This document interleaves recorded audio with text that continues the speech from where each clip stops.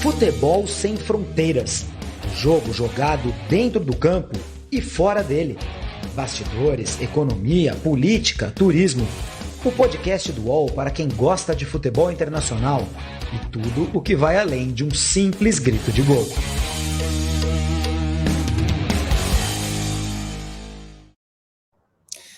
Muito bom dia, boa tarde, boa noite, bem-vindos ao Futebol Sem Fronteiras, edição número 63. E olha só quem está de volta, meu grande amigo Jamil Chad. Depois ele conta por que ele sumiu por tanto tempo aqui do Futebol Sem Fronteiras, que é coisa importante, né? Estava lá envolvido com as eleições, não foi eleito, se deu mal, olha aí, caiu aqui no Futebol Sem Fronteiras de volta. É o que restou para você, Jamil Chad. Hoje nós vamos falar sobre os boicotes à Copa do Mundo do Catar. Isso mesmo. Será que vai ter Copa? Voltamos a 2014 com aquela pergunta: vai ter Copa? Vai ter Copa. Ou se vai ter Copa. No Catar vai ter Copa, e daqui um mês e meio já vai ter Copa do Mundo, né? Aqui no Futebol Sem Fronteiras 63, a gente vai falar sobre que boicote é esse, né? Que seleções europeias, que países europeus estão desafiando, se a gente pode usar esse verbo, o governo central, né, do Catar, a teocracia do Catar. E o que gera esse tipo de boicote? Que tipo de resultado pode ter esse tipo de boicote?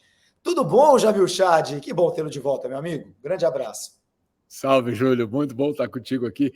Eu não era candidato a absolutamente nada. Antes que alguma que saia que saia do controle essas fake news. Antes que vá para o Zap.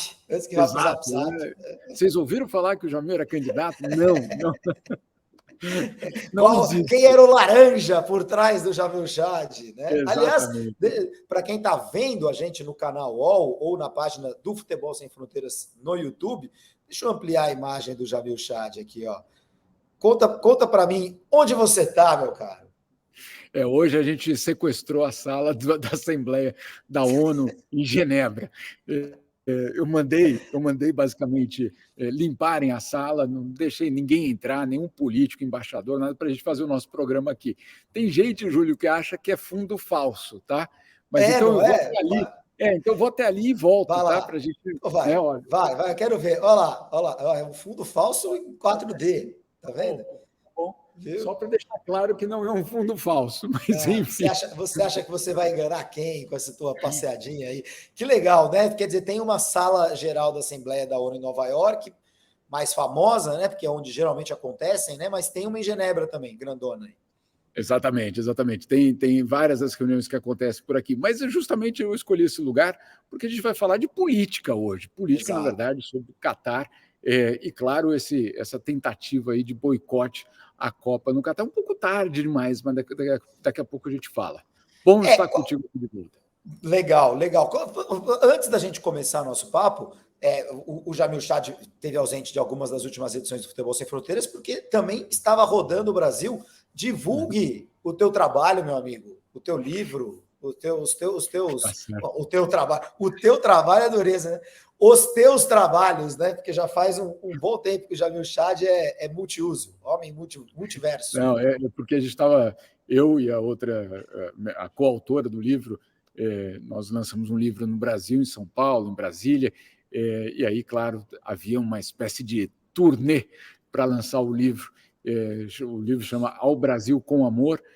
Sou eu e a escritora brasileira que mora em Roma, Juliana Monteiro. Semana que vem, para quem está nos assistindo em Portugal, os lançamentos serão em Portugal, em Óbidos, na quarta-feira, e em Lisboa, na quinta-feira. Se você estiver passando por lá para assistir o Benfica quase vencer o Paris Saint-Germain, pode passar lá pela Livraria da Travessa, em Lisboa, na quinta-feira. Mas, enfim, estamos aqui. Vamos falar de... Quem dera. E em Óbidos, cuidado lá em cima, hein? Porque em cima do muro ali não tem nada protegendo ali em cima da muralha de Óbidos. Enquanto você fala, eu também vou deixar passar aqui, até a título de informação, para quem não acompanhou, vou deixar passar os resultados da rodada da Champions League. A gente teve Champions League nesse meio de semana, né?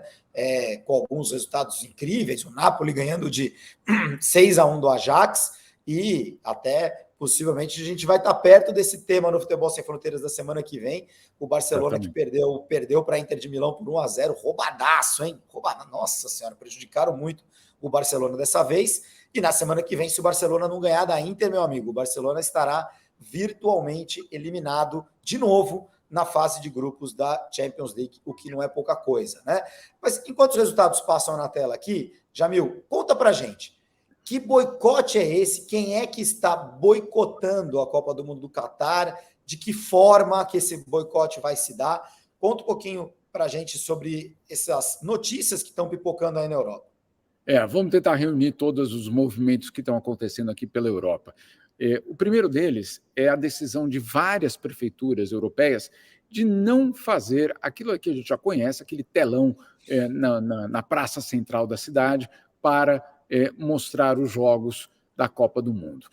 Isso vai acontecer, esse cancelamento da FanFest, vamos colocar como FanFest, não é exatamente FanFest, porque FanFest é só a da FIFA, etc., a gente sabe aquelas regras todas, mas é uma espécie de FanFest. As FanFests de Paris, Lille, Marseille, Bordeaux, Lyon, todas essas grandes festas nos centros das cidades foram canceladas. Na Bélgica também, Bruxelas, várias outras cidades, aqui na Suíça também, na Alemanha também. Enfim, esse é um movimento que está se espalhando, justamente por conta das prefeituras dessas cidades que dizem que não querem prestar, vamos dizer assim, homenagem ou promover o Catar nas suas cidades com dinheiro público daquelas prefeituras. Então, não vai haver telões na França, que é impressionante, né, Júlio, porque é o campeão do mundo. Você poderia imaginar a população querendo assistir os jogos nas praças, etc. Isso não vai acontecer. Em Bruxelas, curioso também, vários bares tradicionais da cidade, aqueles mais tradicionais, Bruxelas é conhecido, claro, pela cerveja, etc., vários desses bares também dizendo que não vão mostrar os jogos da Copa do Mundo nesses bares. Então, esse é o segundo ponto. Terceiro ponto.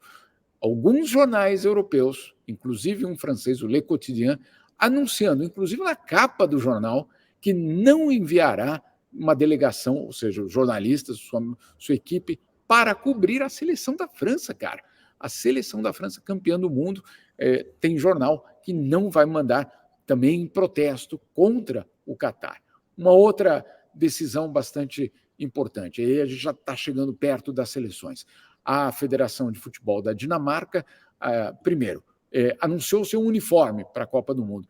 E no uniforme, claro, a FIFA não permite fazer qualquer tipo de manifestação por escrito no uniforme. E o que fez a empresa de material esportivo que presta serviço para a seleção da Dinamarca resolveu fazer um uniforme preto, de luto, justamente como uma crítica, obviamente, ao Catar. Esse é o terceiro uniforme, o preto. Mas sem marca nenhuma, né? Nenhuma. Aquele tradicional símbolo da Dinamarca, que é até muito bonito, absolutamente todo mundo reconhece, aquilo ali desaparece praticamente das camisas, uma camisa vermelha de sangue. Então, é muito claro que você tem ali uma mensagem muito clara. Outra decisão também da Federação Dinamarquesa de Futebol, não levar as famílias dos jogadores.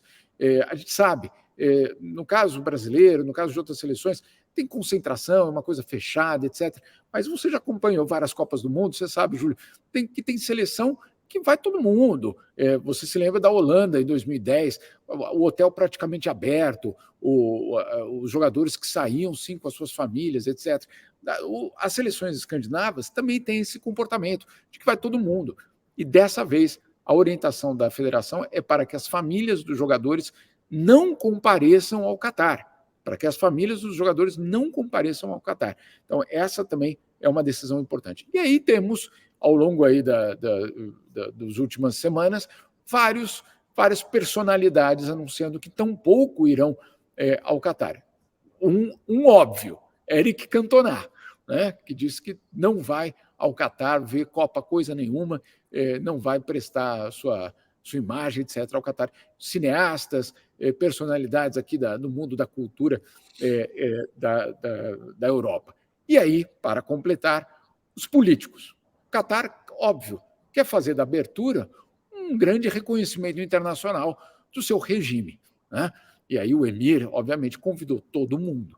E aí ele está com sérias dificuldades, seríssimas dificuldades, para convencer justamente os líderes ocidentais a estarem naquela abertura. Você se lembra que a abertura em 2018, na Rússia, sentou Putin e o príncipe herdeiro da Arábia Saudita. Claro, o jogo era Rússia e Arábia Saudita, mas além deles, vários outros líderes estiveram também na abertura da Copa do Mundo. Enfim, esse é um movimento que começa a ganhar força, mas é um movimento, por enquanto, eu diria, exclusivamente europeu. Não tenho visto em outras partes do mundo nada parecido, mas aqui na Europa, pelo menos, uma grande força nesse sentido.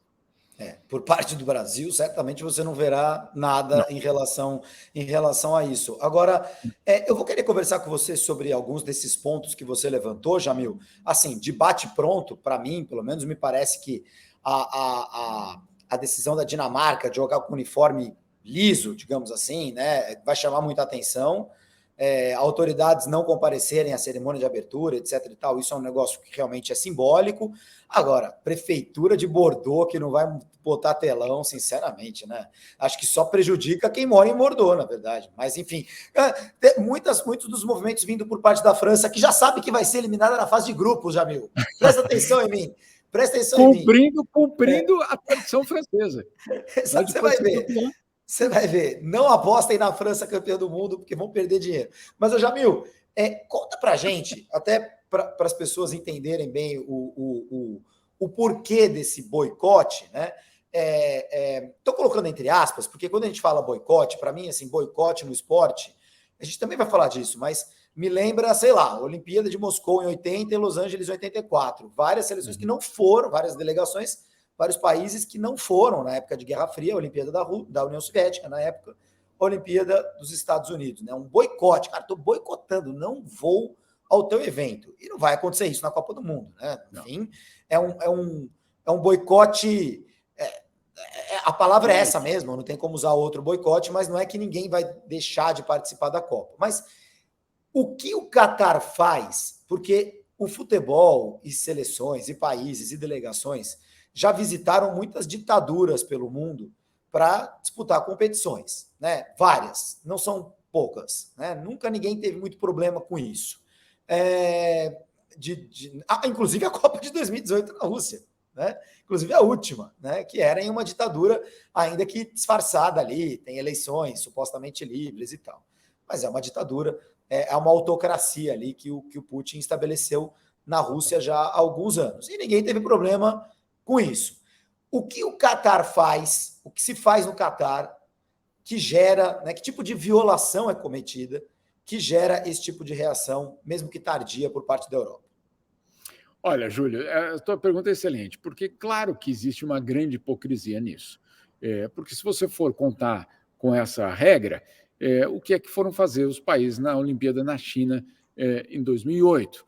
Né? O que é que foram fazer os países na Olimpíada de Inverno em Sochi, na Rússia, na Olimpíada de Inverno, no caso. Tantos outros eventos. Então, não é, obviamente, uma questão, não, é pela primeira vez, está acontecendo num regime ditatorial e, portanto, temos que reagir. Não é bem assim, a gente sabe. Agora, o que existe é uma pressão cada vez mais forte da sociedade civil de indignação em relação a esses movimentos. Em alguns lugares, isso é mais forte. Na Dinamarca é mais forte. Não há como negar que existe uma pressão popular mais forte. Agora, por quê no caso do Catar? Em primeiro lugar, vamos lembrar, o Catar derrotou os grandes donos do futebol e os grandes centros do poder econômico para receber a Copa de 2022. Derrotou os Estados Unidos, né, derrotou a Austrália, candidaturas que queriam e que achavam que, por conta, claro, da sua questão democrática, mereceriam também. Então, já nasceu contaminada a candidatura do Catar. Isso sem dúvida nenhuma. Inúmeras denúncias de corrupção, inúmeras denúncias, agora a mais recente, não sei se você está acompanhando, uma polêmica enorme em relação a um espião que estaria trabalhando perto do Paris Saint-Germain, enfim, toda uma enorme polêmica. Uma outra polêmica, por exemplo, é a contratação, isso foi revelado também por vários jornais europeus, a contratação pelo Catar de agentes secretos, ex-agentes secretos da CIA, para influenciar os votos daquele momento na FIFA. Ou seja, você tem uma operação impressionante para conseguir aquela Copa. Então, ela já nasce problemática. Quando ela ganha, e aí com todas as dúvidas colocadas sobre ela, o que vem à luz sobre o Catar é justamente a situação de que é um regime autoritário, que não há liberdade de expressão, não é que um jogador vai poder levantar uma plaquinha lá, liberdade, democracia. Não ele pode ser preso se ele fizer isso. Exato, não só pelas regras da FIFA, pelas regras do próprio governo do Catar. E aí você tem uma série de problemas. Agora, vamos dizer assim, o que gerou uma maior indignação foi a condição dos trabalhadores, dos operários que construíram os estádios. Quem são os trabalhadores que fizeram esses estádios? Não são do Catar. O Catar não tem uma população para isso. Então, o que fez o governo do Catar? Importou gente da Índia, do Nepal, Bangladesh e alguns africanos. E foram esses os operários que trabalharam para a construção dos estádios. Ganhando quanto? Ganhando, em média, Júlio, $1,30 por hora. Né? Num país que é quarto PIB do planeta.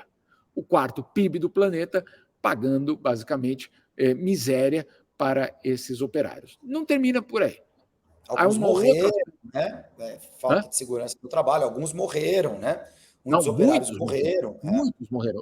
O Guardian, o jornal The Guardian, fez um levantamento absolutamente espetacular, mostrando que desde o início das obras, mais de 6.000 trabalhadores morreram. 6.000 trabalhadores morreram. Então, obviamente, é uma enorme polêmica. Pior, quer dizer, além dessa questão, além das mortes, que obviamente é o pior que pode acontecer, mas os que sobreviveram trabalharam num regime que muitos acreditam que poderia ser considerado como semi-escravidão. Por quê? Porque quando essas pessoas chegaram no Catar, vamos dizer assim, o dono do estádio, o dono da obra, falou: passaportes para cá. E pegou. Esse é o regime que existe, de fato, por lei. O empregador fica com o teu passaporte e você, enquanto não termina o trabalho, você não tem o direito de ter o teu passaporte de volta. E você não tem o direito de mudar de emprego.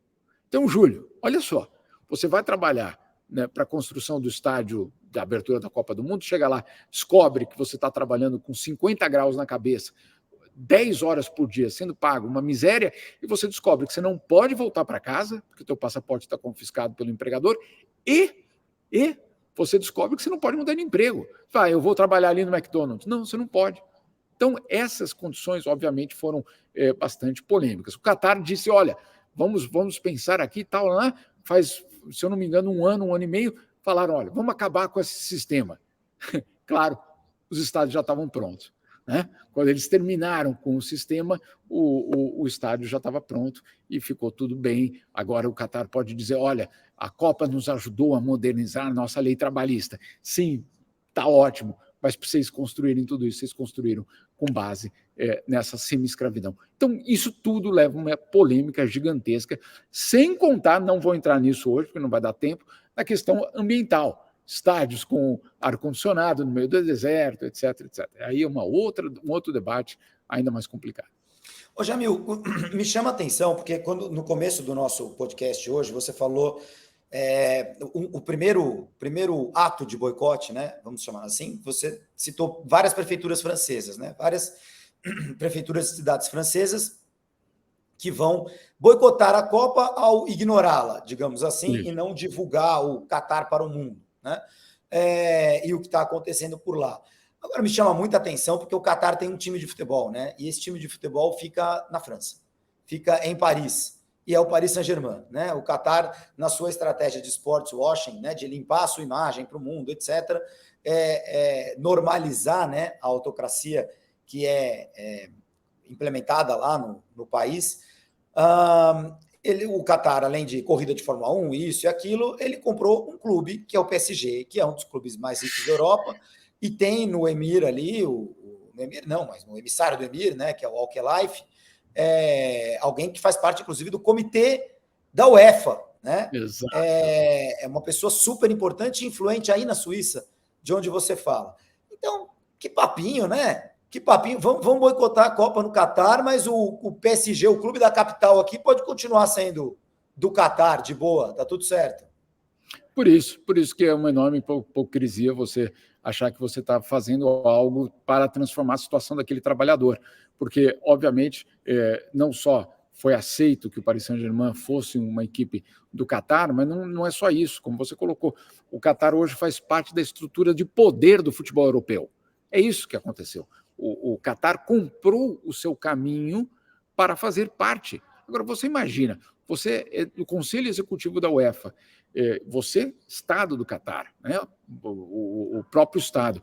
Você acha que ali não tem uma transmissão completa de informação, Júlio, para o que está acontecendo? Obviamente que sim. Né? Então, não é só a existência do Paris Saint-Germain como uma realidade do futebol europeu, porque hoje é a realidade. Vamos lembrar quem que joga no Paris Saint-Germain, um tal de Messi. Né? O melhor jogador brasileiro, o melhor jogador argentino e o melhor jogador francês. Só isso. Só para isso. começo, então, a gente assim. pode debater, será que eles vão ser campeões? Não sei. Agora, o Paris Saint-Germain faz parte da realidade do futebol. Em campo e fora de campo, o Catar faz parte da estrutura de poder. Não só na UEFA, como na ECA, na Associação dos Clubes Europeus, que hoje também é dominado pelo Paris Saint-Germain e, claro, pelo Catar. Então, não vamos ser ingênuos aqui, achando que, sim, mudar a camisa é legal, e eu sou o primeiro, estou falando aqui da ONU, cara, não posso nem desmentir. O primeiro que vou dizer, levante a plaquinha, falem, denunciem violações de direitos humanos no Catar sempre. Ok. Agora, na prática, a gente sabe que é a história um pouco mais complicada e os interesses europeus. O Blatter já me dizia isso, viu, há muito tempo. Olha, cuidado em falar do Catar sem falar dos cúmplices do Catar.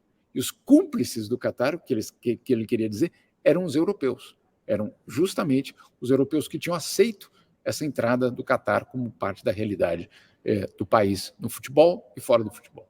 O Catar que está nos holofotes, porque vai receber a Copa do Mundo daqui a 1 mês e meio, estaremos vendo imagens do Catar e etc., mas tem a Arábia Saudita, que é outra ditadura sanguinária, quer dizer, uma ditadura acho que mais sanguinária do que a do Catar, sim. E que também já tem clube no futebol inglês, e outras, né? E outras por aí que promovem esporte. O Bahrein, promovendo corrida de Fórmula 1 já há bastante tempo, enfim, tem vários elementos de sports washing, né? De ditaduras que limpam a barra ou que compram os seus passes, né, na sociedade europeia, norte-americana, através de investimento massivo, né, em determinada modalidade esportiva. Agora, Jamil, para a gente encerrar, o que pode gerar esse tipo de boicote que você citou, né? Como eu disse, na minha opinião, antes disso, antes de a gente falar sobre o que pode gerar esse tipo de boicote, né, qual vai ser a reação a isso, queria ouvir tua opinião sobre isso que eu falei há pouquinho. Quer dizer, a Dinamarca jogar lá com uniforme liso e tal vai chamar muito atenção. Isso pode gerar outro tipo de coisa, né? O governante do teu país ir ou não ir ao Catar, né, aprovar, apoiar esse tipo de regime, também acho que vai mandar mensagens internas dentro dos países aí espalhados pelo mundo sobre que tipo de alinhamento que o teu governo tem, né? Porque tem muito governo que fala muito de algumas ditaduras, mas passa o pano para outras, né? Isso. Exatamente. Agora, essa de bares em Bruxelas e população telão não colocado nas ruas de uma ou outra cidade da França, isso me parece tão inócuo, me parece que é uma penalização a quem gosta de futebol ali nessas cidades. Não sei o que você acha sobre isso. Não, eu concordo contigo. Eu acho que, de todo jeito, a manifestação de que a gente que a gente faz oposição às violações de direitos humanos, ela é sempre válida, sempre válida. Agora, minha pergunta é sempre a mesma. Vai mudar alguma coisa ou não? Ou é mais para você ir dormir tranquilo? Ah, não, eu fiz isso, né? Não, você fez isso, mas o que mudou para aquelas vítimas das violações? Nada. Então, se não mudou nada para a vítima das violações, atuação, infelizmente, não teve o propósito, não teve o objetivo. Você pode pôr telão, só para, desculpa te cortar, mas você pode pôr telão, por exemplo, e cobrar um valor simbólico de €1 para que as pessoas entrem nessas fanfests, digamos assim, ou nas praças, e que esse dinheiro seja revertido a causas que lutam pelos direitos das pessoas que sofrem com as violações que acontecem no Catar, onde, por exemplo, ser homossexual é proibido por lei, né? Direito das mulheres e por aí vai. Você pode colocar o arco-íris em volta do telão, você pode fazer um monte de movimento que ajude internamente nesses locais, onde todas essas questões também não estão definitivamente resolvidas, certamente muito melhor do que no Catar, né? E do que no Brasil, mas não estão completamente resolvidas. Você pode fazer um monte de movimento que não seja simplesmente esse boicote. Não sei, pelo menos como eu vejo. Eu concordo, Júlio, inclusive, porque eu sou da opinião de que sim, precisamos falar, sim, precisamos agir, sim, precisamos denunciar. Mas, como você falou, sempre que você não penalize mais alguém, né, para começar, e depois você tenha naquele ato uma atitude concreta. Então, por exemplo, isso foi um debate aqui, inclusive numa cidade belga que, obviamente, vive de cerveja na praça. Uma das ideias era cobrar 50 centavos a mais da cerveja, que ninguém vai falar, não pago esses 50 centavos a mais na cerveja, e juntar esses 50 centavos de todas as cervejas vendidas naquele lugar para justamente criar algum tipo de programa para a população de Bangladesh que volta do Catar, entendeu? Então você tem, obviamente, outras formas. Na história, o que ficou muito claro é que sempre esse foi um debate. Então, em 36, quando a Olimpíada vai para a Alemanha, havia uma grande preocupação de vários países. Mandamos ou não uma delegação para a Olimpíada do Hitler? A Alemanha já nazista, né? Já nazista, só não tinha invadido nenhum país. Só isso. Mas o Hitler já estava absolutamente no poder. E aí o COI manda uma delegação para a Alemanha, a delegação volta e fala assim, olha, está tudo em ordem, podem vir. Né? E aí nos Estados Unidos houve até, inclusive, um debate no Congresso americano, enfim, foi um debate real. A gente acha que esses debates são só nossos, de hoje, etc. Esses debates já aconteceram no passado. E o governo americano decide que não, vamos mandar a nossa delegação. Dá tão certo a Olimpíada do Hitler que o Mussolini fala, opa, eu quero minha Copa também. E faz uma Copa do Mundo, obviamente, porque ele, você tem ideia, ele entregou o seu próprio troféu, além do troféu da FIFA. Imagine só que sequestro, a gente fala de sequestro do 7 de setembro, imagina a Copa do Mundo, aquela do Mussolini. Enfim, por que eu estou dizendo isso? Porque você tem, sim, um debate permanente sobre como agir. Sanção funciona ou não? Boicote funciona ou não? E aí a pergunta, para quem? Para quem? Eu nunca vi, Júlio, e aqui falando da ONU, eu nunca vi uma sanção contra um país funcionar contra o governante daquele país. Quem sempre paga é a população. Porque o governante vai transferir aquela limitação que ele passou a sofrer para quem? Para a sua população. Porque é uma ditadura, que ele não precisa do voto de ninguém ali. Então ele vai pegar aquela dureza econômica que ele está sofrendo e vai transferir para a população, que é ela que vai pagar. Então é sempre agora, então não é para fazer nada? Não é isso que eu digo. Não estou dizendo não fazer nada. Agora, fazer de um jeito um pouco mais, talvez, concreto, inteligente, que não seja só imagem. Basta de imagem. Eu sei que a gente está nessa era das imagens, que as imagens valem muito, etc. Sim, e certamente elas valem, mas além de imagem, era bom que as vítimas fossem de alguma forma atendidas. E nesse caso, ao não serão, mostrar, né? Nada. Já estou te chamando de Tomás Rafael aqui, é o hábito. As famílias, né? Não, as famílias dos 6 mil operários, eles vão receber alguma coisa, vão receber algum tratamento? Nada, absolutamente nada. Então, sabe, você fazer uma ação dessa é muito mais fácil do que você, de fato, montar um programa para lidar com as vítimas. Mas aí é um outro debate, qualquer dia a gente fala disso. Para lidar com esses países, né, que fazem parte, o Catar, a Arábia Saudita e seus costumes medievais, em muitos casos, pelo menos na nossa visão, minha e tua, Jamil, muitas pessoas que podem estar nos ouvindo talvez concordem com algumas proibições que são colocadas em práticas nesses países. Esses países não vão embora e os costumes deles não vão embora, né? Já acabou de ter no Irã, né? Não sei como isso também pode, de alguma forma, repercutir na Copa do Mundo, né? A gente tem no Irã o movimento das mulheres clamando por liberdade, o governo central iraniano suprimindo, né?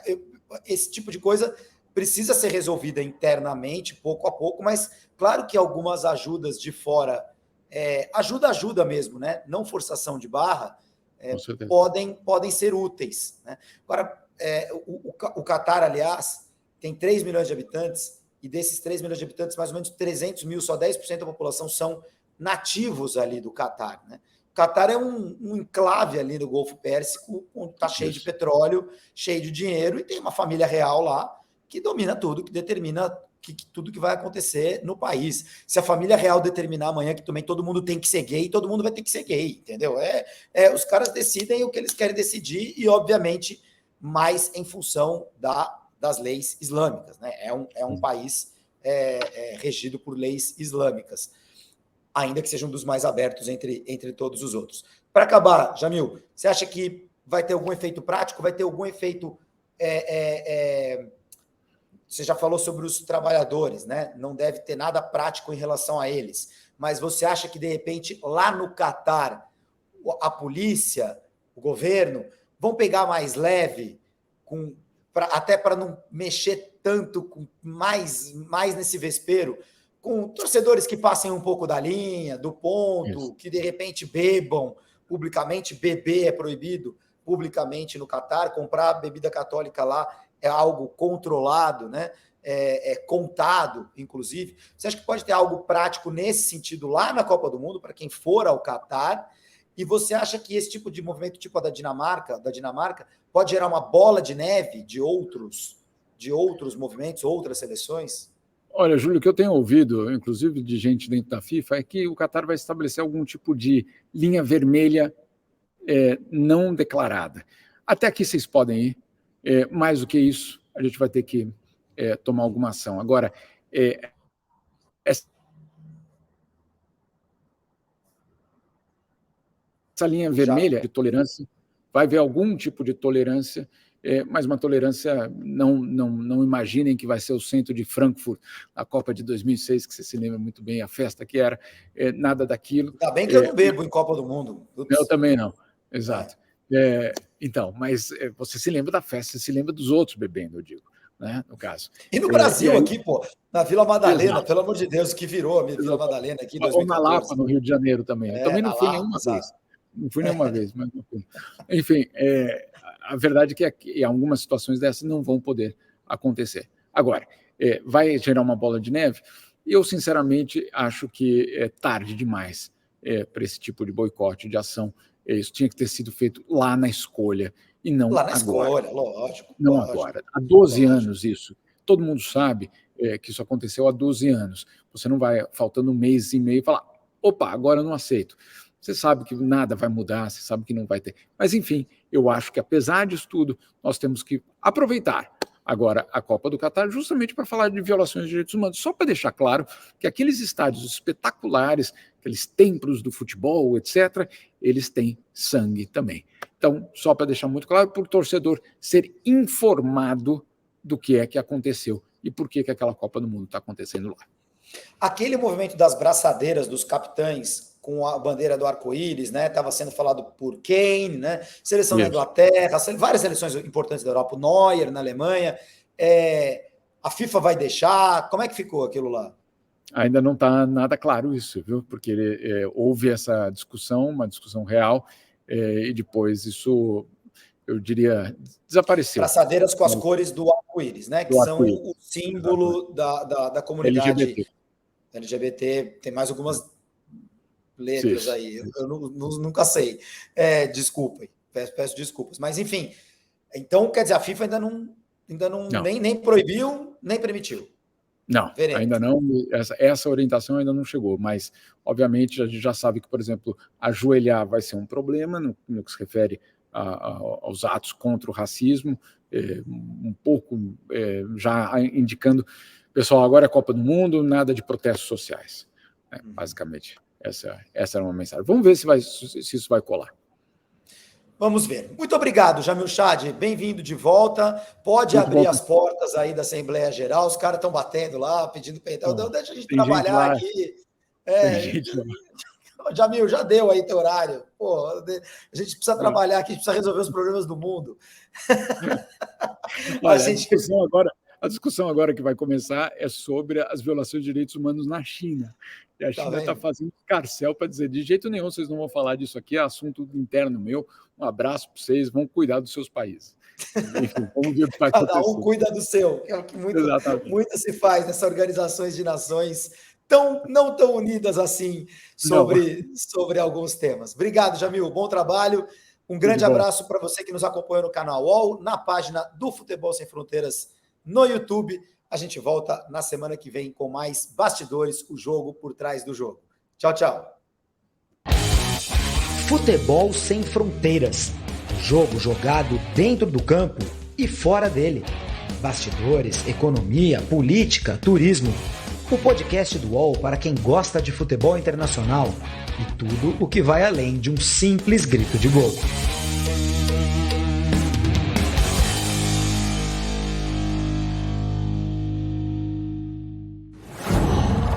UOL.